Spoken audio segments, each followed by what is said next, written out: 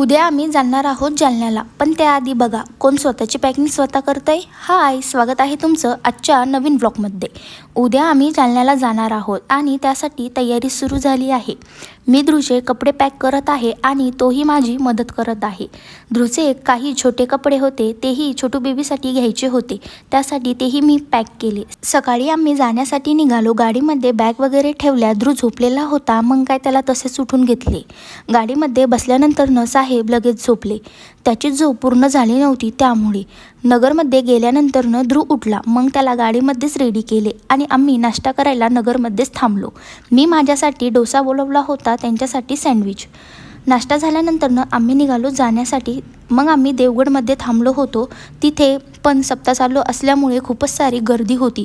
मग आम्ही बाहेरनंच दर्शन घेतले आणि तिथे ऊनही खूपच लागत होतं. मग आम्ही तिथे काकडी खाल्ली आणि आम्ही निघालो घरी येण्यासाठी. घरी आल्यानंतर थोडंसं बसलो, फ्रेश वगैरे झालो, जेवण केले. मम्मीने ध्रुवसाठी गाडी आणली. रात्री आम्ही गेलो होतो खाटू श्यामला. तर असा होता माझा आजचा दिवस. Bye, I see you my next day.